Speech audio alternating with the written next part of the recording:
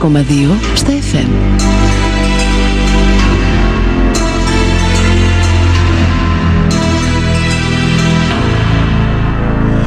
Επιστροφή εδώ μέσα μετά τις διαφημίσεις μας και να βρισκόμαστε 20 λεπτά πριν τις 2. Δεύτερο μέρος της εκπομπής. Μια εκπομπή εντελώς διαφορετικής, προεκλογικής μεν όπως οι προηγούμενες όλες τις άλλες ημέρες, αλλά έχουμε και διάρκεια μεγαλύτερη σήμερα. Θα φτάσουμε μέχρι πολύ πιο αργά για να μιλήσουμε με όσο γίνεται περισσότερους υποψηφίους, είτε αυτοί λέγονται υποψήφοι σε δημοτικά ψηφοδέλτια, είτε σε περιφερειακά. Όπως βέβαια θα ακούσουμε και αρκετούς από τους επικεφαλείς. Τώρα, η ώρα του οικολογικού ανέμου στο Βόρειο Αιγαίο. Και όταν λέει ώρα, είναι η σειρά να ακούσουμε τον κύριο Ηλία Γιαννήρη, ο οποίος ήταν εδώ πάλι προχθές με τον επικεφαλής του ψηφοδελτίου, τον υποψήφιο περιφερειάρχη, τον κύριο Βασίλη Μπάλα, τον οποίο είχατε ακούσει εδώ στο ράδιο Αρμονία. Τώρα η σειρά να ακούσουμε τον υποψήφιο αντιπεριφερειάρχη, τον κύριο Ηλία Γιαννήρη, όπου την προηγούμενη περίοδο, για την πρώτη χρονική διάρκεια, στο μέσον δηλαδή της περίοδου όπου λειτουργήσε το νυν Περιφερειακό Συμβούλιο, ήταν ο επικεφαλής βεβαίως του Οικολογικού Ανέμου και περιφερειακός σύμβουλος. Έδωσε μετά τη θέση του στον κύριο Μιχάλη Μπάκα, τον σημερινό περιφερειακό σύμβουλο του Οικολογικού Ανέμου, ο οποίος είναι και υποψήφιος τώρα αντιπεριφερειάρχης Λέσβου. Έτσι δεν είναι, κύριε Γιαννήρη? Καλώς ήρθατε, κύριε καθηγητά. Καλώς σας βρίσκομαι. Χαίρομαι πάρα πολύ που είμαι στη Σάμου για άλλη μια φορά. Βεβαίως. Τώρα μιλάμε με έναν πατριώτη.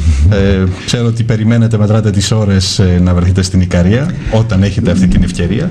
Αν δεν θα είμαι σήμερα το απόγευμα, θα είμαι οπωσδήποτε αύριο το μεσημέρι. Έχουμε και μου λέγατε ότι αδειμονείτε να ρίξετε τη βάρκα στο νερό. Αυτό μου άρεσε. Ναι. Λοιπόν, καταρχήν να πούμε ότι ο οικολογικός άνεμος βγήκε μπροστά πάλι με νέους ανθρώπους. Ίσως περίμεναν κάποιοι είτε εσάς είτε τον κύριο Μπάκα να είναι ο υποψήφιος περιφερειάρχης. Δεν έγινε αυτό. Έχουμε ένα άλλο πρόσωπο, τον Βασίλη Μπάλα. Είναι στην φιλοσοφία του οικολογικού ανέμου αυτές οι συνεχείς αλλαγές? Βέβαια, ακριβώς. Γιατί εμείς δουλεύουμε ομαδικά. Δουλεύουμε συλλογικά και μάλιστα έχουμε και υποψήφια αντιπεριφερειάρχη Χίου, τη Γιούλα την Αργυρούδη, η οποία είναι μια εξαιρετική περίπτωση και πολύ γνωστή στοιχειώτικη κοινωνία. Το πλεονέκτημά μας είναι ότι πραγματικά δουλεύουμε ως κοινωνία των πολιτών συλλογικά. Και μάλιστα τώρα είμαστε σε πολύ καλύτερη θέση από το 2010. Τώρα έχουμε και το δίκτυο, γνωριζόμαστε, έχουμε κάνει πόσες κοινές εκδηλώσεις μαζί και θέλουμε να εκφράσουμε αυτό το καινούριο απέναντι στο παλαιοκομματικό, απέναντι στο δίσκαμπτο, απέναντι στο στενά πελατειακό. Και αυτό θέλουμε να το αναγνωρίσει η κοινωνία των πολιτών, οι πολίτες οι ενεργοί, αυτοί που ανησυχούν για το μέλλον, κυρίως να δουν τη δική μας οπτική και να την μοιραστούν, να την καταλάβουν. Μας ενδιαφέρει να λύνουμε τα προβλήματα και να αντιμετωπίζουμε τα προβλήματα και όχι να τα αντιμετωπίζουμε με πελατειακές, κομματικές λογικές ή οποιασδήποτε άλλες λογικές. Αυτός ο υποκειμενισμός πρέπει να φύγει. Αυτό εμείς χαρακτηρίζουμε γενικά παλαιοκομματισμό.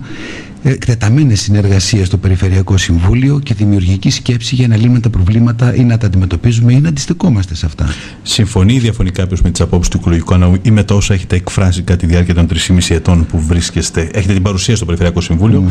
Είμαι μάρτυρας εγώ τουλάχιστον από το ρεπορτάζ. Βγαίνει ότι ήσασταν συνεχώς εκεί ως Οικολογικός Άνεμος και τώρα με τον κύριο Μπάκα και εσείς στο παρελθόν. Δεν είπατε σχεδόν από καμία συνεδρίαση. Το λέω αυτό διότι δεν είναι. Είναι κάτι το οποίο δεν συμβαίνει απόλυτα. Έχουμε συνδυασμούς όπου κάποιοι υποψήφοι, μάλλον κάποιοι περιφερειακοί σύμβουλοι, ήταν απόντες καθ' όλη τη διάρκεια αυτών των 3,5 ετών και είναι πραγματικά κρίμα.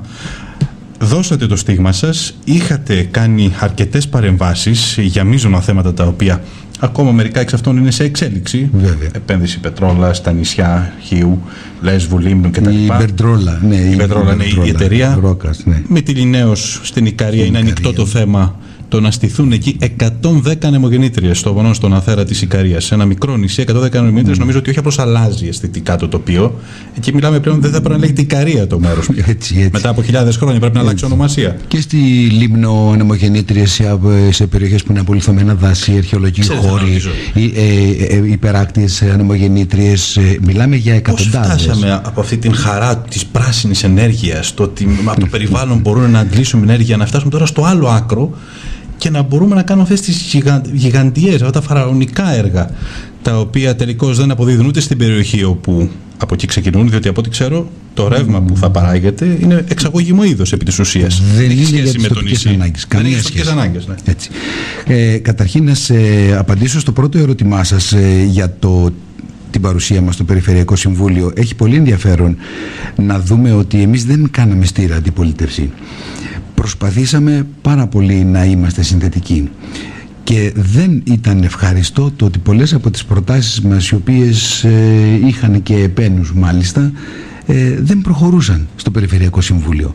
Εμείς θα θέλαμε, όταν ακούγεται μια οποιαδήποτε πρόταση από οποιονδήποτε, αμέσως να γίνεται μια ομάδα εργασίας, να γίνεται μια πιο ολοκληρωμένη εισήγηση, μια επεξεργασία και να έρχεται το θέμα να συζητιέται και να παράγουμε πολιτική. Δεν παρήγαγαμε πολιτική. Ήταν η μάντας μεταβίβασης από τις κεντρικές αποφάσεις, από την κεντρική κυβέρνηση προς την περιφέρεια. Αυτό είναι δυσάρεστο και δεν το θέλουμε. Μακάρι το επόμενο Περιφερειακό Συμβούλιο να έχει ένα τέτοιο χαρακτήρα. Αυτό δεύτερο που φάνηκε ήταν ότι για πρώτη φορά από νομαρχιακό επίπεδο και πάνω απέκτησε η περιοχή μας μια οικολογική φωνή. Και φάνηκε ότι δεν είναι οικολογική φωνή γιατί ασχολείται με τα ελαφάκια και τα ψαράκια και τα λοιπά, ας πούμε. Το 41% των παρεμβάσεών μας ήταν περιβαλλοντικού χαρακτήρα. Οι υπόλοιπες ήταν για την παιδεία, για την υγεία, για το ακτοπλοϊκό, για την νησιωτικότητα. Οπότε δείχνει ότι δεν είμαστε μόνο θεματικοί για το περιβάλλον. Δείχνει ότι αντίθετα ότι έχουμε... Απαντήσατε στον που σας δεκόπτω ξεκάθαρα ότι έχετε άποψη και έχετε θέσεις για όλα τα άλλα θέματα, εκτός βεβαίως και από το περιβάλλον. Ακριβώς, κύριε Στεφανάκη. Είναι η οπτική που βλέπουμε τα πράγματα. Και αυτό είναι νομίζω το μεγάλο μας πλεονέκτημα. Και μακάρι και άλλες δυνάμεις να κινούνται σε αυτή την κατεύθυνση. Τώρα, όσον αφορά τα ενεργειακά, το ενεργειακό δεν είναι το μόνο το οποίο είναι μεγάλο. Από ό,τι φαίνεται έρχονται και άλλου είδους μεγάλης κλίμακας τέτοιες, δεν θα το έλεγα επενδύσεις, επεμβάσεις. Μας ανησυχεί πάρα πολύ γενικά σε όλη την Ελλάδα με αυτά που παρακολουθούμε, αλλά και στην περιοχή μας, το πώς γίνεται η ιδιωτικοποίηση του δημόσιου πλούτου, των δημόσιων αγαθών. Ο τρόπος δηλαδή σας ενοχλεί. Ο τρόπος. Γιατί τέτοιες μεγάλες κλίμακας κεντρικές παρεμβάσεις έχουμε και για το νερό. Και το νερό ξέρουμε πόσο πολύτιμο είναι για τα νησιά μας. Επομένως οι ανεμογεννήτρες εγγράφονται σε αυτόν τον κύκλο. Μας ενδιαφέρει λοιπόν να μιλήσουμε για τα δημόσια αγαθά, για αυτά που είναι συλλογικά αγαθά, για αυτά που έχουν κατακτημένα ως συλλογικά αγαθά οι νησιώτες πολλά χρόνια, εδώ και πολλά χρόνια, και κυρίως και το κλίμα συνεργασίας και αλληλεγγύης που είχαν μεταξύ τους, ακόμα και στα παραγωγικά του συστήματα, στο πώς ποτίζουν, στο πώς παράγουν, πώς αλληλοβοηθούνται, πώς εξάγουν, όλα αυτά που είναι μια πολύτιμη παρακαταθήκη που στηρίζεται πάνω στο συλλογικό, χτυπιέται σήμερα πάρα πολύ.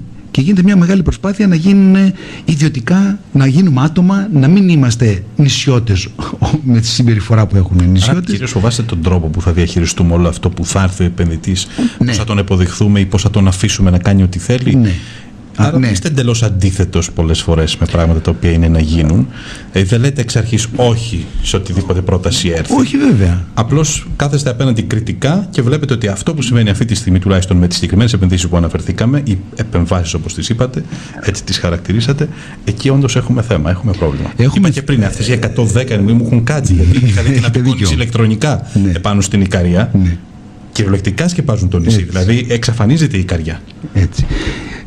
Κύριε Στεφανάκη, έχουμε δυστυχώς και το θέμα των πετρελαίων του Αιγαίου, τα οποία είναι κάπου ανάμεσα στην Ικαρία και στην Χίο, από ό,τι φαίνεται, ένα μεγάλο κοίτασμα. Υπάρχει κοίτασμα τόσο κοντά μας. Ναι, είναι ανησυχητικό το μέλλον. Ανησυχητικό το μέλλον επίσης σε σχέση με διεργασίες ερημοποίησης που παρατηρούμε στα νησιά. Στην κατάρρευση των εδαφών, γιατί εγκαταλείφθηκαν τα εδάφη, καταρρεύσαν οι πεζούλες, γίνεται εκτεταμένη διάβρωση, όλη αυτή η κλιματική αλλαγή που έρχεται. Φοβόμαστε μήπως μετά από 10 ή 20 χρόνια γίνουμε κι εμείς περιβαλλοντικοί πρόσφυγες. Θα είναι πολύ ανησυχητικό να έρχονται από τη μια μεριά τέτοιες μεγάλες επενδύσεις και να τζιράρουν πάνω στα σώματα των νησιών μας, και από την άλλη τη μεριά οι νησιώτες να μην έχουν χώρο. Αυτό πρέπει να το σκεφτούμε τώρα και στην επόμενη πενταετία να βάλουμε τις βάσεις ώστε να μην συμβούν τέτοια πράγματα. Οτιδήποτε είναι καλό για τον τόπο, για τους νησιώτες, που επιβραβεύει αλλά και αναδεικνύει την ιδιαιτερότητα των νησιών, που έχουμε πάρα πολλά πράγματα να αναδείξουμε και στο εμπόριο και στον πολιτισμό, αυτά πρέπει να τα καλλιεργούμε, να τα προωθούμε. Τα άλλα, τα μεγάλα, πρέπει να είμαστε πάρα πολύ επιφυλακτικοί έως αντίθετοι εάν δεν ταιριάζουν με τον νησιωτικό χώρο.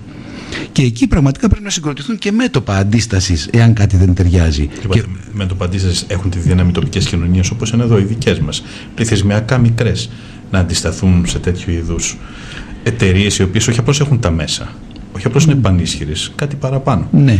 Όταν λέμε κοινωνίες. Για πολλούς ίσως οι ίδιοι αυτοί να σχεδιάζουν αυτή την ερημοποίηση που μου λέτε από τώρα.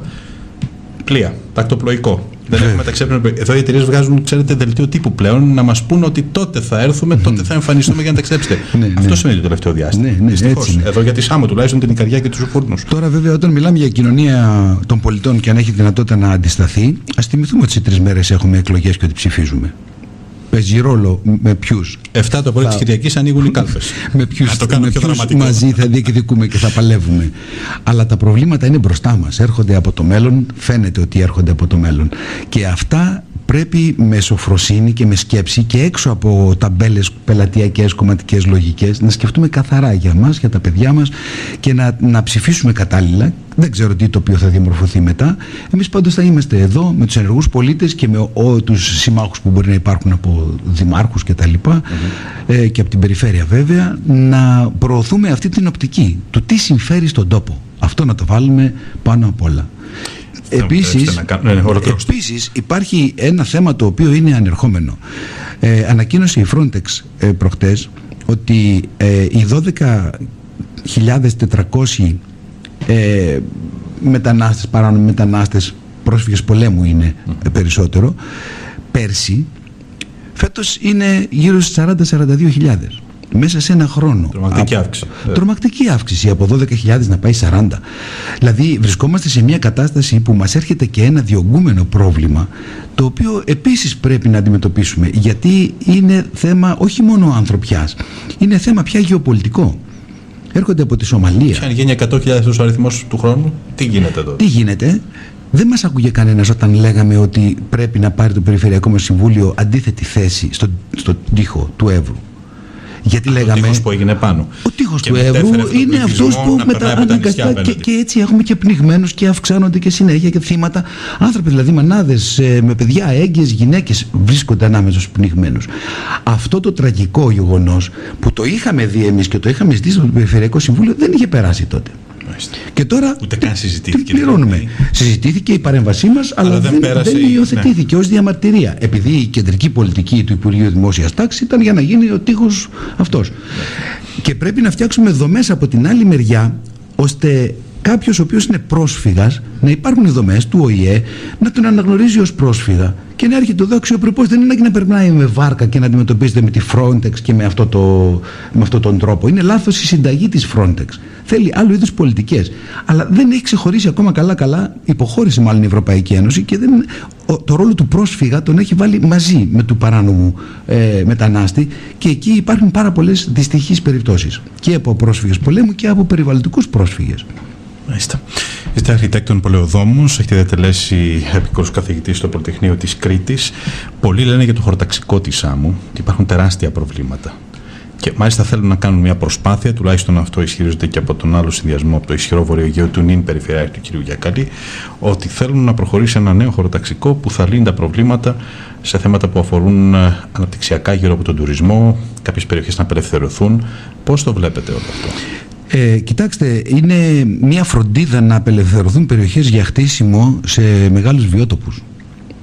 Θα θέλαμε πάρα πολύ να ανησυχούσαν για το πώς μπορούμε να κάνουμε τέτοιου είδους διεργασίες ανάπτυξης, τουριστικών αναπτύξεων, εναλλακτικού τουρισμού ή οτιδήποτε άλλο πάνω στην ποικιλία και στο πλούτο των νησιών μας, και να θεωρήσουμε ότι οι προστατευόμενες περιοχές και οι βιότοποι είναι ένα από τα αξιοθέατα, από τα αξιόλογα πράγματα που έχουμε στο Αιγαίο. Αντί λοιπόν να το βλέπουμε ως οικοπαιδικές εκτάσεις για χτίσιμο, θα μπορούσαμε να τις εντάξουμε στη λογική του να είναι και αυτές μέσα στο οργανικό σύνολο των περιοχών μας, όπως είναι το Ηραίο, όπως είναι τα βουνά μας, όπως είναι όλοι αυτοί οι τουρίστες που έρχονται για τις ορχιδέες στοιχείο, που για παρατήρηση πουλιών στην Λέσβο. Να το δούμε και εμείς έτσι και να αναπτύξουμε αυτόν τον εναλλακτικό τουρισμό και να φύγουμε από το μοντέλο του μαζικού, παράκτιου, ξενοδοχειακού, καλοκαιρινού τουρισμού. Γιατί ο τουρισμός θα μπορούσε να είναι για όλο το χρόνο. Αυτές λοιπόν οι πιέσεις εμάς δεν μας βρίσκουν σύμφωνος όταν πρόκειται για προστατευόμενες περιοχές. Τι λέτε στον κόσμο που μας ακούει αυτή τη στιγμή? Όπως είπατε και πριν, σε λίγο ανοίγουν και οι κάλπες την Κυριακή το πρωί. Γιατί να επιλέξει τον οικολογικό ανέμει στο Βόρειο Αιγαίο? Γιατί η οικολογική φωνή που απέκτησε η περιφέρειά μας είναι καλό να συνεχιστεί, γιατί φέρνει μια καινούργια οπτική η οποία είναι πολλαπλά χρήσιμη για τη λειτουργία του ίδιου του θεσμού, και βεβαίως γιατί πολλά από τα πράγματα που τίθενται πια θα πρέπει να τίθενται με έναν καινοτόμο, φρέσκο, νεανικό τρόπο, ώστε να προετοιμαζόμαστε και για το μέλλον και για την επόμενη πενταετία και για την παραεπόμενη πενταετία. Πρέπει να βλέπουμε προς το μέλλον και όχι προς το παρελθόν και τις κακές μας συνήθειες. Κύριε Γιαννίδη, σας εύχομαι καλή επιτυχία ως υποψηφίου αντιπεριφερειάρχη Σάμου με τον συνδυασμό Οικολογικός Άνεμος στο Βόρειο Αιγαίο και γενικότερα καλή επιτυχία στο συνδυασμό. Ευχαριστώ πάρα πολύ. Να είστε καλά. Εμείς επιστρέφουμε σε λίγο, φίλες και φίλοι, με Αλέξανδρο Βέλιο εδώ στο στούντιο. Έχουμε πολλά να πούμε και για την κατάσταση που επικρατεί και μας έχει φέρει